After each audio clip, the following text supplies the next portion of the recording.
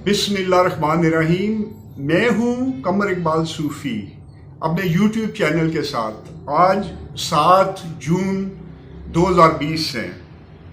ये चैनल मैंने लोगों को ज़िंदगी का शऊर देने के लिए शुरू किया है, क्योंकि मालूमात और मुख्तलिफ हार्ट इश्यूज़ पर आपको मिलती रहती है नेट के थ्रू, लेकिन इनका बैकग्राउंड क्या है, ये ममालिक कहाँ खड़े हैं, हम कहाँ खड़े हैं, ये तमाम चीज़ें मैं आपको बताना चाहता हूँ और आपको सोचने का तरीका सिखाना चाहता हूँ। बहरहाल हमारा आज का मौजू है, क्या अमेरिका टूट रहा है? हक़ाइक़ क्या हैं? इसमें देखने के लिए आपको पीछे जाना पड़ेगा। मैं ज़्यादा पीछे नहीं जाऊंगा, हम 2008 से शुरू करेंगे। मैंने अपनी 2007 में छपने वाली किताब इसरार रूहानियत और कामयाब ज़िंदगी में लिखा था कि अमेरिका अनकरीब टूट जाएगा, ये बैंकक्रप्ट होगा फिर टूट जाएगा। उस वक्त लोगों ने इस पर बड़ी ले दे की थी, क्योंकि ये 2007 में इन किताब लिखी थी, 8 में स्टार्ट में ये छपी थी, तो उसमें ये मौजूद था। उस वक्त इन खबरों का नामो निशान भी नहीं था। फिर 2008 में जब बैंकों का बुरान शुरू हुआ, जिसमें लेमैन ब्रदर्स जैसे बड़े बैंकिंग ग्रुप डूब गए, तो फिर लोगों को होश आई। लेकिन हमारे ज़्यादातर लोग, क्योंकि अमेरिका से इतने ज़्यादा ज़हनी तौर पर इम्प्रेस और दबे हुए हैं कि वो इस बारे में सोचना भी द्वारा नहीं करते कि अमेरिका बैंकक्रप्ट हो सकता है और टूट सकता है। तो आज सूरत हाल क्या है? हॉलैंड में 1977 से रह रहा हूँ। वहाँ रहते हुए मुझे यूरोप और इनके अमेरिका के हालात का भी अंदाज़ा हुआ। 2008 से पहले अमेरिका ने बहुत बड़े खर्चे अफगान वार में किए थे, इराक वार में भी इनका बड़ा खर्चा हुआ। उसके बाद यूरो आया जो 2002 में आया था, उसने इनकी कमर तोड़ी।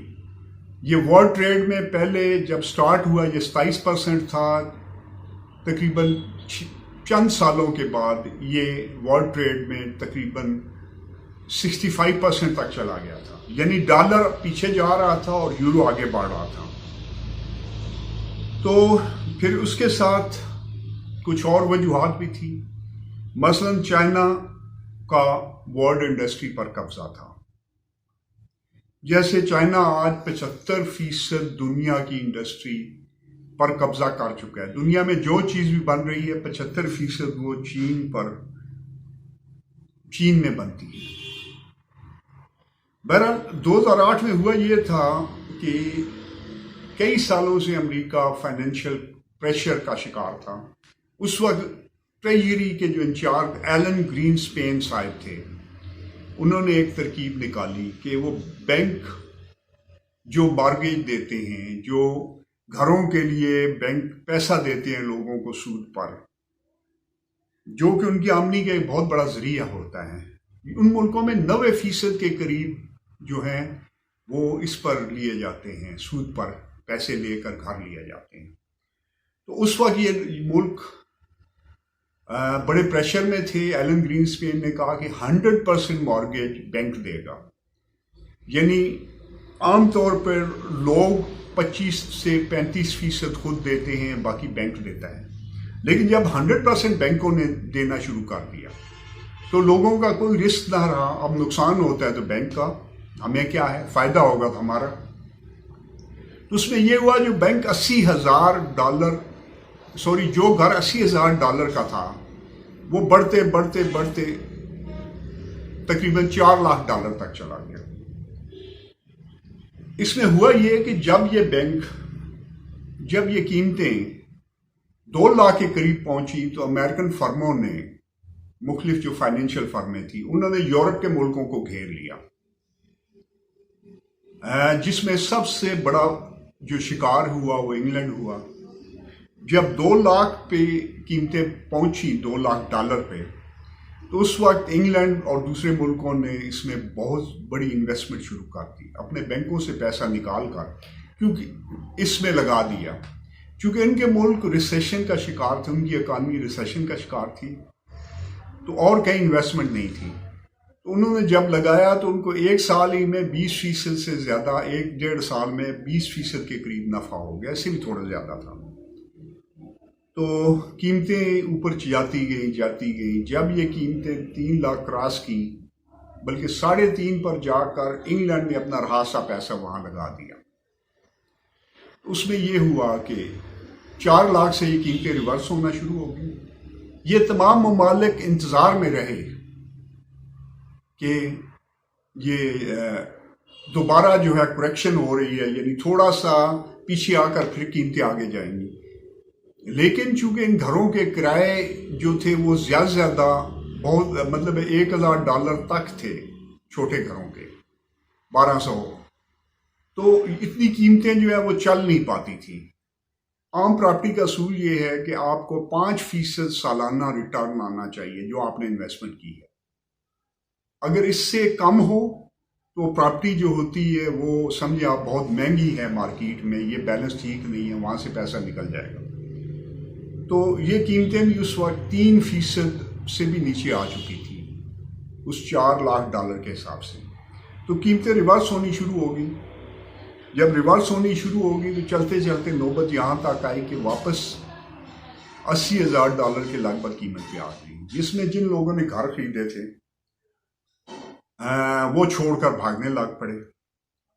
اب گورنمنٹ کے لیے ایک اور بڑی پرابلم کھڑی ہو گئی۔ وہ پرابلم یہ تھی کہ اگر گھر خالی رہتا ہے تو جو بے گھر لوگ ہیں اور لوٹنے والے ہیں وہ اس کے سارا سامان نکال کر بیچ دیں گے، مثلا دروازے نکال کر بیچ دیں گے،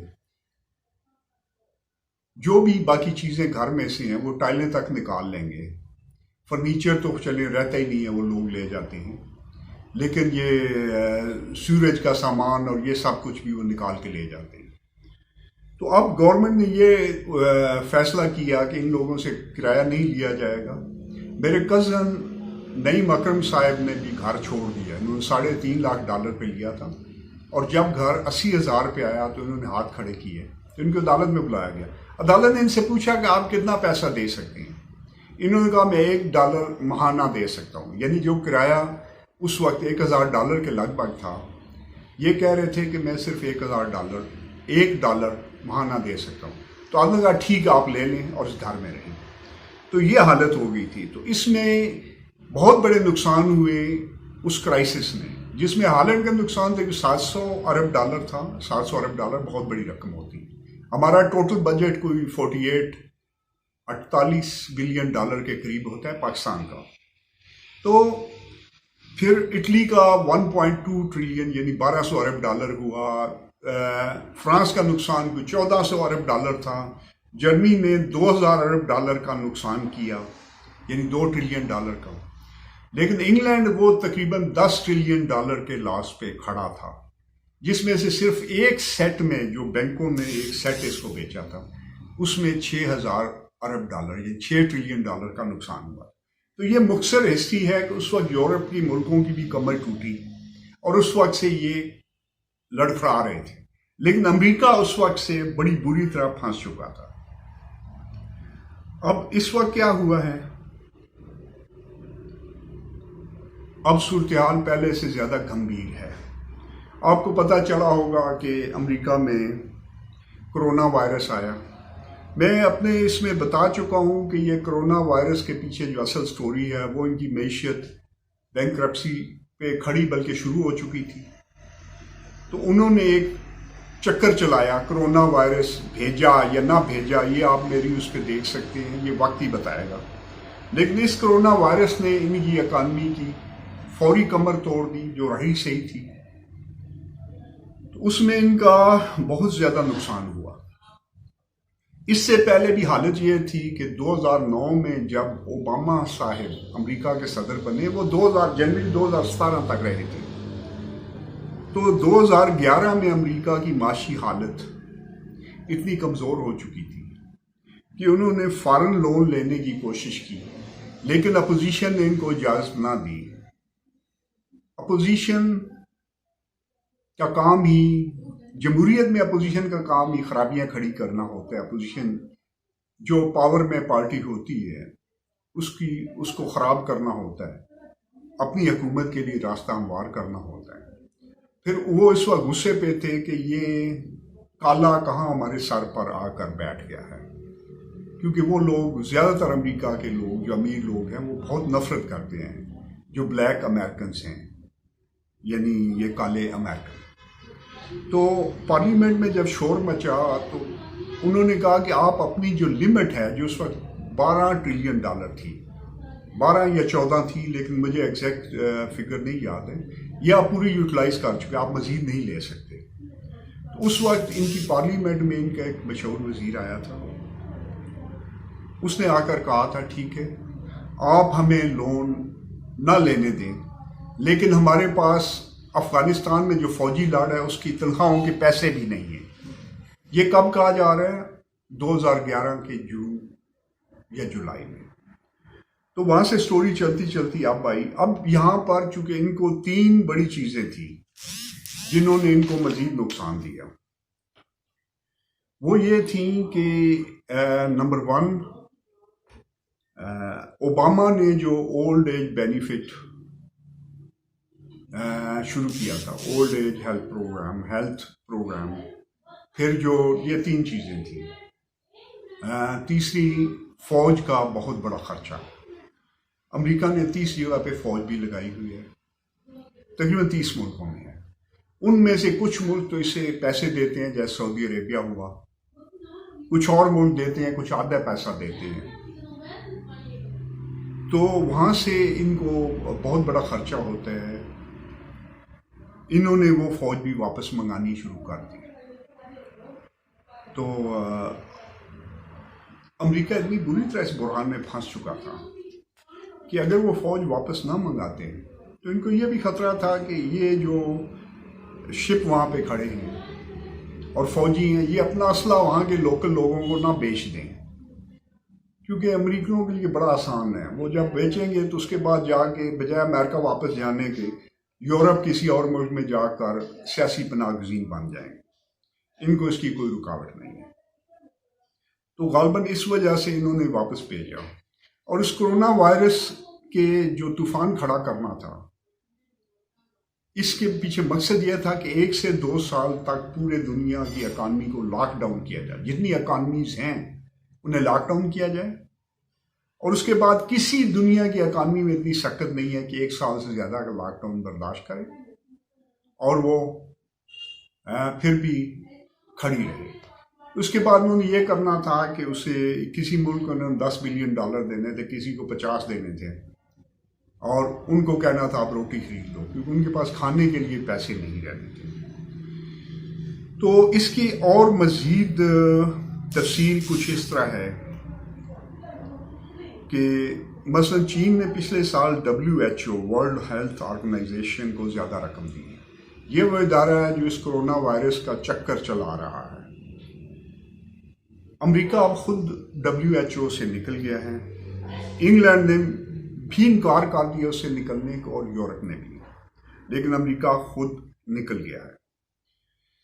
اچھا، یورپین یونین کا جو وزیر خارجہ ہیں جوزف بوریل، انہوں نے 28 مئی کو، یعنی تقریباً 10 دن پہلے، جرمن سفارت خانوں کی جماعت سے خطاب کرتے ہوئے کہا کہ ماہرین جس ایشیائی صدی کی آمد کی پیشنگوئی کر رہے تھے، اس کا شاید اب کورونا کے دوران ظہور ہو چکا ہے. ایسے شواہد ہیں کہ چین عالمی طاقت کے طور پر امریکہ کی جگہ لے رہا ہے، اور یورپین یونین کو چین کے حوالے سے ایک مضبوط پالیسی طے کرنی ہوگی.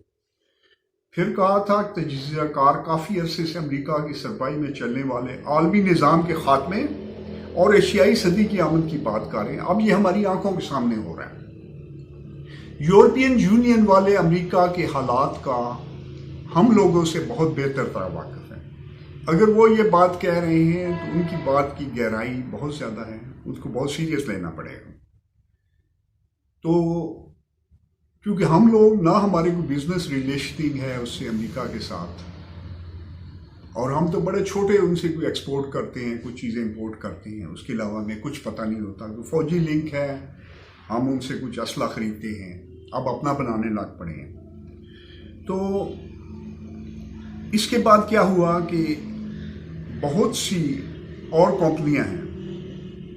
امریکہ اور چائنا کی سپرمیسی کی جنگ جاری تھی. چائنا ایک چیلنجر ہے جو اس وقت ورلڈ سپر پاور کے چیلنج پر کھڑا ہے. اسے ابھی تک ریجنل پاور تسلیم کیا گیا تھا. امریکہ اپنے آپ کو سپر پاور کہتا تھا. ریجنل پاور وہ ہوتی ہے جو اپنے ایریے میں چیزیں کنٹرول کرتی ہو، یہ ایریے کی بدماش ہو. اور سپر پاور ہوتی ہے وہ جو پوری دنیا میں بدماشی کرے اور اس کی بات مانی جائے. اس میں یہ ہوا کہ امریکہ اور چائنا کی کمرشل وار بڑے عرصے سے جاری تھی.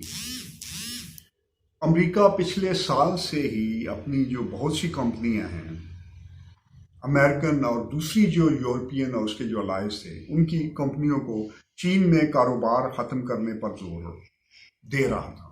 یہ پچھلے سال سے چلا ہوا ہے اور اس سال کے سٹارٹ سے یہ زیادہ دباؤ بڑھ گیا تھا. یورپین نے اس سے انکار کر دیا. اور دلچسپ بات یہ ہے کہ خود امریکن بڑی بڑی ملٹی نیشنلز نے اس سے انکار کر دیا. انہوں نے کہا کہ وہ چین میں کاروبار ختم نہیں کریں گے. ان میں مثلا امیزن آن لائن دنیا کی نمبر 1 سیل کمپنی ہے. دوسری کا نام علی بابا ہے جو چائنا کی ہے، لیکن نمبر 1 امیزن نے انکار کی ہے. ایپل پرانی نمبر 1 جو موبائل بنانے والی نمبر 1 تھی، اب ہواوے اس کی جگہ لے چکا ہے چائنیز، لیکن ایپل نے بھی انکار کیا. اسٹار بکس کافی ہے، اس کی 3500 برانچیں چین میں تھیں، انہوں نے انکار کیا. KFC اور میکڈونلڈ بھی شامل ہے اور بہت سی ایسی فرمیں ہیں. مرسڈیز کمپنی نے بھی اپنا وہاں سے پلانٹ اکھاڑنے کی نہ کر دی. اب یہ تمام چیزیں یہ بتاتی ہیں کہ اب امریکہ کی بات نہیں مانی جا رہی ہے. اچھا، اس کے ساتھ ساتھ یہ بتاتے چلوں کہ امریکہ کا نظام اتنا مہنگا تھا، خاص طور پر ان کی میڈیکل جو انشورنس ہے، اس کی ایک بات کرتا ہوں کہ امریکہ میں ایک پریگننٹ عورت کی انشورنس نہ ہو تو اسے $25,000 دینے پڑتے ہیں. ہمارے پڑوس میں ایک بچی کی پیدائش ہوئی تو اس کی ماں نے صرف $5,000 دیا یہاں چکوال میں، اور بچی کی ڈلیوری ہو گئی اور بچی اب بھی صحت مند ہے، 3 سال کی ہے. اور یہاں پہ 2000 میں بھی بچی کی ڈلیوری ہو جاتی ہے، یعنی یہاں سے شروع ہو کے جتنی آپ کی گنجائش ہو. تو $25,000 وہ ایک پریگننسی کا لیتے ہیں اگر انشورنس نہ ہو. مجھے ایک ڈلیسز والے ملے جو منگوال یہاں گاؤں کے رہنے والے ہیں. انہوں نے کہا میرے پہ ابھی تک $25 لاکھ خرچہ ہو چکا ہے، جو پاکستانی حساب میں 40 کروڑ روپیہ لگتا ہے ڈلیسز پہ. تو یہاں پہ ڈلیسز والے ویسے ہی ٹھیک ہو جاتے ہیں. ہمارے ایک حکیم صاحب ہیں، وہ کوئی 200-300 روپے میں گولی دیتے ہیں اور زیادہ تر لوگ ٹھیک ہو جاتے ہیں. میں خود فی سبیل اللہ یہ کام کرتا ہوں. اچھا، تو ہم اب امریکہ جس جگہ پر کھڑا ہے یہ آپ کو پتہ چل گیا. پھر امریکہ نے چین پر 17 پابندیاں لگائی تھی اور کہا کہ چین اب کسی قیمت پر ایرانی تیل نہیں خرید سکے گا. پہلے جاپان ایران سے تیل لیتا تھا، امریکی پابندیوں کی وجہ سے سعودیہ سے تیل لینا شروع ہوا. ٹرمپ نے جاپان میں تعینات امریکن فوج کے بارے میں کہا ہے کہ وہ صرف اس صورت میں وہاں رہے گی جب جاپان اس کا خرچہ دے گا. پھر آج کل جاپان اور چین ایک دوسرے کے قریب آ رہے ہیں اور امریکہ کا اور بھی دوسرے ملکوں سے ہاتھ اٹھ چکا ہے، جیسے انڈیا سے اس نے ہاتھ اٹھا لیا. اب ہم موجودہ صورتحال کی طرف جاتے ہیں جس میں ہمیں پتہ چلے گا کہ اس وقت امریکہ میں کون کون سی کمپنیاں وہ بینکرپسی پر کھڑی ہیں. تو میں ان کی کچھ تفصیل دے رہا ہوں. نمبر 1 ہے biggest car rental company hearts filed for bankruptcy. They also own Thrifty and Dollar. Number 2, biggest trucking company, Comcar, filed for bankruptcy they have 4,000 trucks. ان کے 4,000 ٹرک ہیں، انہوں نے بینکرپسی فائل کر دی. اچھا number 3 oldest retail company J C Penney filed for bankruptcy to be acquired by Amazon for pennies. یہ اچھا آگے ہے 4 biggest investor in the world Warren Buffett lost 50 billion in the last 2 months. یہ آج سے 10 دن پہلے کے فگر تھے. Number 5 biggest investment company in the world black rock is signaling disaster in the world economy. They manage over 7 trillions. یعنی 7,000 ارب dollar کی انہوں نے انویسٹمنٹ کی ہوتی تھی، وہ بھی اکھڑے ہوئے. پھر آگے آئیے بگیسٹ مال آف امریکہ، اس کا نام بھی مال آف امریکہ ہے. اسٹاپ پیئنگ مورگیج پیمنٹ، یعنی یہ جو مہینے کے کرایہ دیتے تھے ان کو انہوں نے بند کر دیے دینا. Most reputable airline in the world Emirates laying off 30% of its employees. یہ 30%، لیکن امارات چونکہ وہاں ان کی نہیں ہے، لیکن 30% امپلائز کو ہی نکال رہی ہیں. یہ بیچ میں آ گیا. Number 8 US treasury printing trillion to try to keep the economy on life support.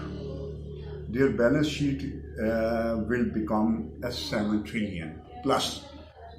اچھا ٹریجری والے پہلے ہی امریکہ کو جو اجازت تھی، ٹریجری پر الزام لگایا جاتا ہے کہ یہ تقریباً کوئی جو اجازت ہے اس سے 8 گنا زیادہ چھاپ چکے ہیں. تو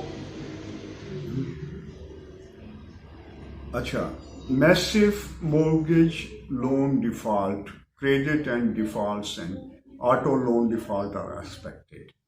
یعنی بہت زیادہ جو لوگ گھروں کا کرایہ نہیں دیں گے وہ بھاگ جائیں گے. اس کے بعد جو قرضے لیے گئے ہیں ان کا جو کمپنیوں نے لیے ہیں، لوگوں نے لیے ہیں، اور جو گاڑیوں کے بہت بڑے جو لون لوگوں نے لیے ہوتے ہیں، بینک ان کو دیتے ہیں مورگیج، وہ بھی ڈیفالٹ کر جائیں گے. تو the real impact of COVID-19 will be known in the third quarter of 20، یعنی تیسرے کوارٹر میں یہ آئے گا. اس وقت جو اس میں بے روزگار لوگ ہیں وہ تقریباً 4.25 کروڑ پر پہنچ چکے ہیں، جو تقریباً ٹوٹل ورک فورس جو کہ 16 کروڑ ہے اس کا کوئی 27-28% بنتے ہیں. لیکن خطرہ یہ ہے کہ مزید 4 کروڑ اس لسٹ میں شامل ہونے کے لیے تیار بیٹھے ہیں. کچھ کمپنیاں ابھی یہ کام روک کر بیٹھی ہیں، یعنی جن لوگوں کو انہوں نے نکالنا ہے وہ ابھی اسے روک کر بیٹھے ہیں کہ شاید حالات ٹھیک ہو جائیں، لیکن حالات ٹھیک ہوتے ہوئے نہیں نظر آ رہے.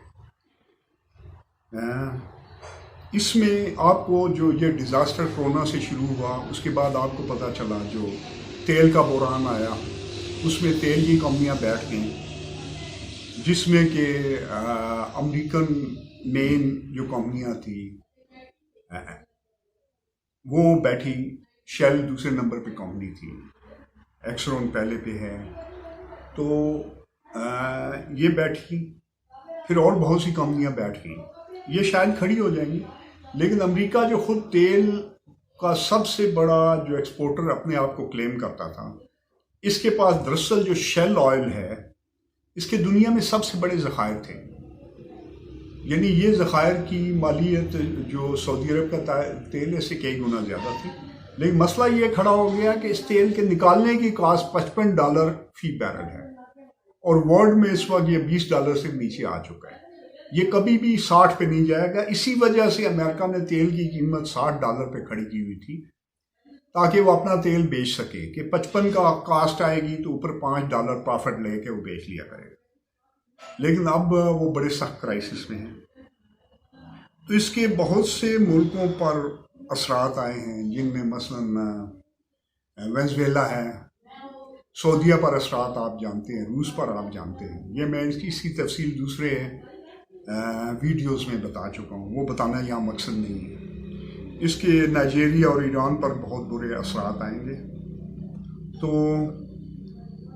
اب ہمیں کچھ چند چیزیں یہاں پہ دیکھنی اور سمجھنی ہوں گی.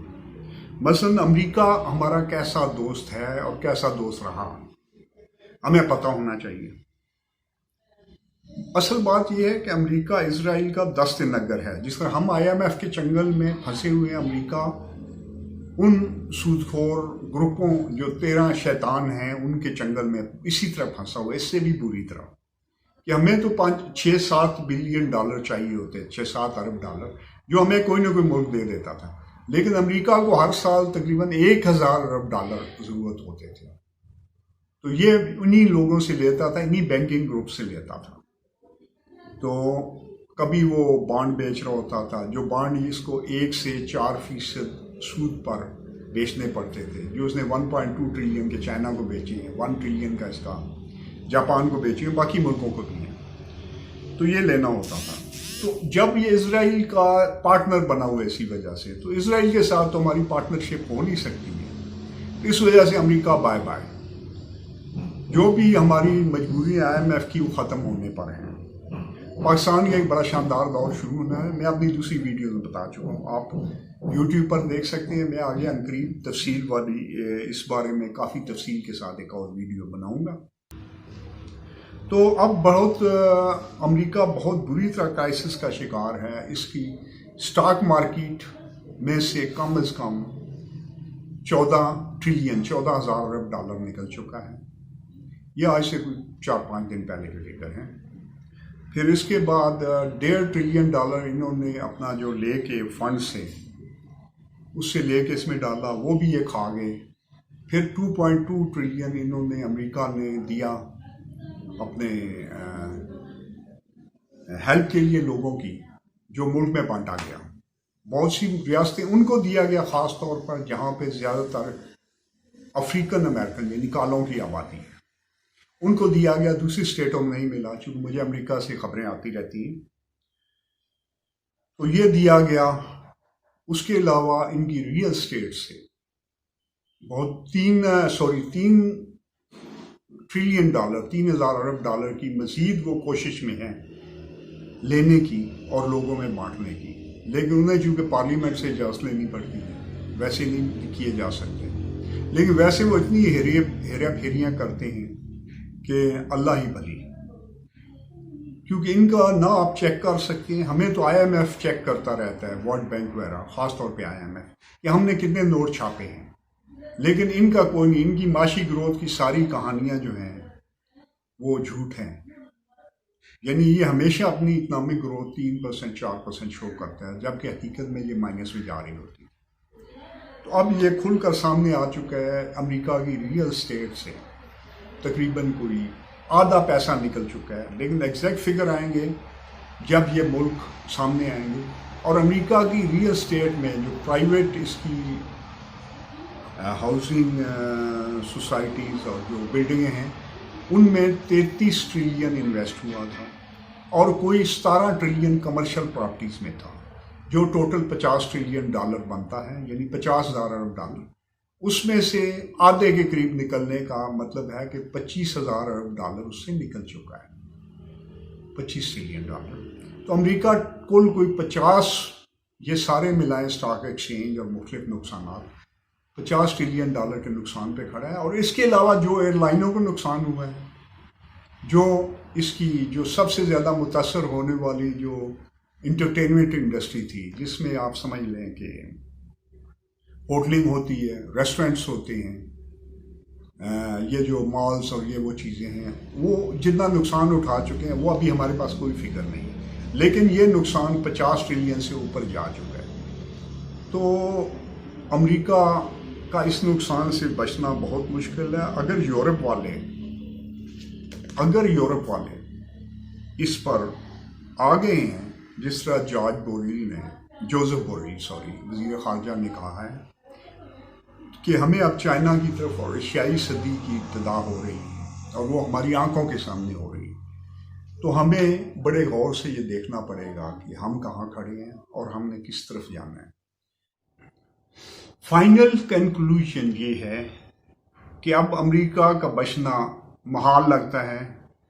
اس کی 5 امیر اسٹیٹیں پہلے علیحدہ ہوں گی، کیونکہ وہ غریب اسٹیٹوں کا بوجھ نہیں اٹھانا چاہتی، باقی جو ان کی 47 اسٹیٹس ہیں وہ بڑے کمزور معاشی حالات کا شکار ہیں. تو اس میں پہلے وہ اسٹیٹیں علیحدہ ہوں گی، اس کے بعد باقی اسٹیٹیں سائڈ پہ جائیں گی. امریکہ میں پہلے کرونا وائرس کرائسس چلا، جس میں امریکہ کے علاوہ پورا یورپ اپنے پاؤں پر بیٹھ گیا. پھر تیل کا بحران آیا. اس کے بعد پھر ایک کالے امریکن جارج فلائیڈ کی موت کے بعد امریکہ میں جو ہنگامے شروع ہوئے وہ ابھی تک جاری ہیں. اس میں مارکیٹیں لوٹی گئیں، چرچوں کو آگ لگائی گئی. وائٹ ہاؤس کے سامنے جو چرچ تھا وہ بھی جلا دیا گیا. وائٹ ہاؤس کے اندر بھی مظاہرین پہنچ گئے. اس کے علاوہ بے شمار اور لوٹ مار ہوئی. گاڑیاں پولیس کی جلائی گئی، پرائیویٹ لوگوں کی گاڑیاں بھی جلائی گئی. تو یہ ہنگامے ابھی تک جاری ہیں. لوٹ مار اس لیے کم ہو رہی ہے کہ اب لوگوں کو لوٹنے کے لیے کچھ بچا نہیں ہے. جو دکانیں وہ لوٹ سکے تھے وہ لوٹ چکے ہیں. امریکہ میں کالے امریکن تعداد میں 12.5% ہیں. ہسپانی نسل کے لوگ 17.5% ہیں. 61% گورے ہیں، کوئی 9% کے قریب باقی ایشین، چائنیز، مختلف قومیں موجود ہیں. بہرحال امریکہ نے اپنے دوستوں کے ساتھ جو سلوک کیا تھا یہ بڑا دلچسپ ہے. ابراہم لنکن نے کہا تھا کہ امریکہ کا کوئی دوست نہیں ہے، اس کے مفادات ہیں. یہ بات بالکل سچ ہے. امریکہ نے اپنے سب سے قریب ترین بلکہ برادر ملک انگلینڈ، جس کے ساتھ اس کے نسلی، لسانی، ثقافتی اور معاشی تعلقات بہت ہی گہرے اور بظاہر بڑے برادرانہ ہیں، لیکن یہ برادران دراصل برادران یوسف والی کہانی ہے. اس میں ہم پال کینیڈی کتاب سے ہیلپ لے سکتے ہیں، the rise and fall of great powers. اس میں آپ کو پتہ چل جائے گا، اور بہت سی کتابیں ہیں، کئی میں نے پڑھی ہیں. تو اس میں مثال کے لیے میں 1914 کی پہلی جنگ عظیم کی بات کرتا ہوں.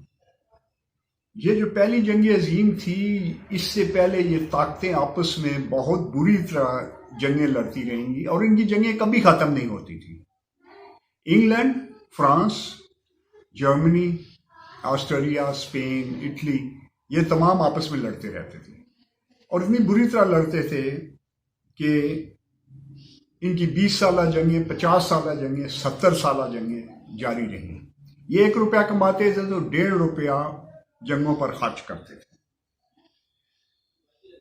اس میں یہ جو پہلی جنگ عظیم تھی، یہ انہی جنگوں کا آفٹر شاکس میں سے تھی. یعنی وہی چلتی ہوئی جنگیں چلتی ہوئی یہاں پر آئیں. اور ان جنگوں میں جب صلح ہوتی تھی تو انگلینڈ اس فکر میں ہوتا تھا کہ جرمنی کے ساتھ صلح ہو گئی ہے، کہیں جرمنی فرانس کے ساتھ صلح نہ کر لے. اچھا، جب ان کی اس کے ساتھ صلح ہو جاتی تھی تو یہ دونوں ملک مل کر تیسرے ملک پر، جس کے ساتھ صلح ہوئی ہے، تیسرے ملک پر حملہ کر دیتے. تو یہ تماشا ہمیشہ سے چلتا رہا. اور دلچسپ بات یہ تھی کہ ان کو فوجی جو تھے کرائے کے، یہ اکثر روس سے آیا کرتے تھے. لیکن وہ ان کی تفصیل میں جاننا اس ویڈیو کے موضوع سے باہر کی بات ہے. بہرحال پہلی جنگ عظیم شروع ہوئی تو امریکہ نے اس میں پوری کوشش کی. یہ میرے انگریز دوست مجھے بتاتے ہیں انگلینڈ سے، اور آپ بھی یہ پڑھ سکتے ہیں. امریکہ نے پوری کوشش کی کہ انگلینڈ کی کمر ٹوٹ جائے. انگلینڈ اس وقت سپر پاور تھا، اس کی کوئی 52 اسٹیٹس تھی پوری دنیا میں. وہ اس کے ہاتھ سے مطلب اس وقت اس کے ہاتھ میں موجود تھی. تو امریکہ نے پوری کوشش کی اس کمر توڑنے کی، لیکن انگلینڈ اس سے بچ نکلا. پھر وہاں سے چلے تو 1930 کا بحران آیا، جس میں امریکہ میں سوکھی بریڈیں تک کھائی جاتی رہی. پھر اس کے بعد جو دوسری جنگ عظیم ہوئی، یہ بھی ان ملکوں کی بیوقوفی کا نتیجہ تھی، کیونکہ انہوں نے ہٹلر پر اتنا برا تاوان جنگ اتنا زیادہ ڈال دیا تھا کہ وہ دینے سے قاصر تھا. جب اس نے نہیں دیا تو اس کے جو مائننگ والے ایریا تھے، یعنی سٹیل جہاں سے لوہا نکلتا تھا اور جہاں سے کولے کی مائنیں تھی، وہ فرانس کو دے دیے گئے کہ تم یہ وصولی کرو. تو اس کے نتیجے میں تنگ آ کر ہٹلر نے دوسری جنگ عظیم کا آغاز کر دیا. جب دوسری جنگ عظیم شروع ہوئی تو امریکہ کا کردار بڑا دلچسپ تھا. یہ مزے سے بیٹھا دیکھ رہا تھا. پھر کچھ عرصے بعد آپ کو پتہ ہے کہ اس جنگ میں جرمنی نے تقریباً پورے یورپ کو تباہ کر دیا تھا اور زیادہ تر ملکوں پر قبضہ کر لیا تھا. آدھے روس پر بھی قبضہ کر چکا تھا. صرف انگلینڈ باہر تھا، پانی کی وجہ سے بچا ہوا تھا اور اپنی مضبوط نیوی کی وجہ سے. تو یہ جرمن V2 راکٹ سے اس پر حملہ کر رہے تھے. اس وقت امریکہ یورپ میں آیا، لیکن سب سے پہلے اسے جرمنی سے بات کی تھی کہ تم مجھے کیا دیتے ہو. لیکن جب اس سے بہتر ڈیل انگلینڈ سے مل گئی تو وہ انگلینڈ کی مدد کے لیے آ گیا. اس میں یہ فیصلہ ہو گیا کہ تم مجھے کیا کیا دو گے اور یہ ساری کالونیاں تم نے چھوڑ دینی. امریکہ چاہتا تھا کہ وہ اسے چھوڑے اور خود اسے ان کو غلام بنائے، معاشی غلام، جس طرح بھی اس نے بنانا تھا. تو یہ وہ شرائط مان کر امریکہ اس میں انٹر ہوا. امریکہ چونکہ ایک نیا براعظم بہت بڑا ملک تھا، اس کے بعد بہت بڑی انڈسٹری ڈیولپ ہو چکی تھی، تو جس ملک کی مدد پہ آتا تھا اسی ملک نے جیتنا تھا. تو انگلینڈ یہ جنگ جیت لیا، لیکن یہ جیتا نہیں تھا، یہ جنگ ہار چکا تھا کہ اس کی 52 کالونیاں اس کے ہاتھوں سے نکل گئی تھی. اور امریکہ کے اتنا زیادہ قرضہ اس پر چڑھ چکا تھا، کیونکہ شرائط میں یہ بھی شامل تھا کہ تم پیسے دو گے جو میں یہاں خرچہ کروں گا. ظاہر اس کے بغیر کوئی ملک نہیں آتا ہے. انگلینڈ نے ایک ڈیلیگیشن بھیجا تھا جس میں امریکہ کی ریکویسٹ کی ہے کہ ہمیں آسان شرطوں پر یہ جو قرضہ اتارنے کی اجازت دی جائے. کہ آپ نے شرطیں ذرا سخت رکھی ہیں، تو یہ شرطیں ہمارے لیے مناسب نہیں ہیں. تو یہ امریکہ کے تعلقات تھے ہمارے ساتھ. تو پھر ہم تو ہوئے ہی باہر کے لوگ، وہ تو آپس میں ایک مذہب کے، ایک زبان کے، ایک ثقافت والے وہ تھے. تو ہمیں یہ ساری چیزیں پتہ ہونی چاہیے.